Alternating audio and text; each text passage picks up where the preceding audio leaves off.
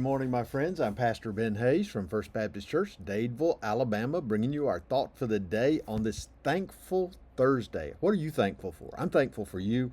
I'm thankful for all that God is doing in my life and in our church right now. Thankful for just the opportunity to spend a little time in God's Word this morning. So join me if you would. 1 Corinthians chapter 10. We're picking up in verse 6. But remember what Paul's been doing in the first part of this chapter.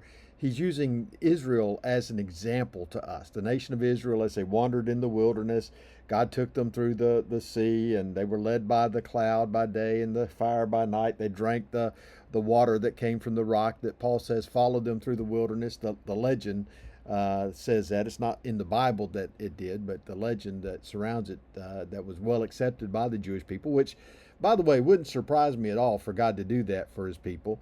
And then he says that rock was Christ. But he said, understand, even then, even though he took care of them in such a way, blessed them in such a way, ministered to them in such a way, the majority of them were dead in the wilderness because they had rebelled against him. They refused to go into the promised land, and they were punished because of that. So everyone over the age of 40 died, and then the next generation was able to enter into the inheritance that God had promised them.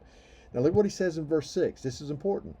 He says, now these things became our examples to the intent that we should not lust after evil things as they also lusted, and do not become idolaters as were some of them.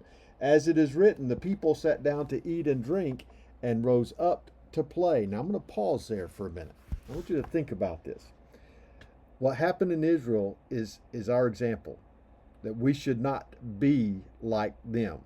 Well, what's he talking about? You remember when Moses went up to the top of the mountain and received the 10 Commandments?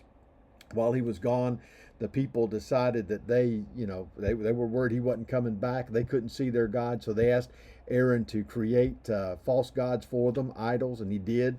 He took their gold and he formed the golden calf, and they began to worship and dance and do some very immoral things around that idol, because that's always part of that pagan worship is sexual immorality, which was they were involved in, and he said because of that they faced the wrath of God. We're not supposed to follow that example.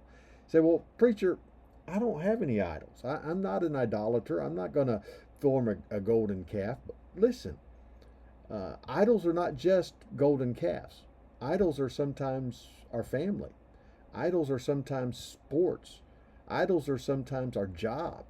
Idols are sometimes just about anything that takes God's priority in your life is an idol. If you start looking at something as your source of strength, your source of stability, your source of financial whatever it might be, anything that you look at to give you pleasure, to give you strength, to give you hope, anything that takes the place of God, who is supposed to be our all in all, has become an idol to you. It could be your church, it could be your car, it could be anything that you give your devotion to. And I want you to understand something this morning. Paul says we're not to do that. See, these people sat down to eat, they rose up to play. And look at what he says in verse 8. Nor let us commit sexual immorality, as some of them did, and in one day 23,000 fell. Nor let us tempt Christ, as some of them also tempted, and were destroyed by serpents. You remember what he's talking about. These people who had allowed the Moabite women to come in and seduce them, and because of that, they fell into sexual immorality, and Moses sent the Levites in to destroy those who were participating in that. And then when they rebelled against God, and he sent the serpents in to destroy them. Listen, the God of the Old Testament is still the God of the New Testament. We lose sight of that. He is a God of justice and a God of judgment, as well as a God of wrath. And even today, Paul is telling us he will judge us. He will send his judgment upon us when we turn our backs on him. Not the lost world.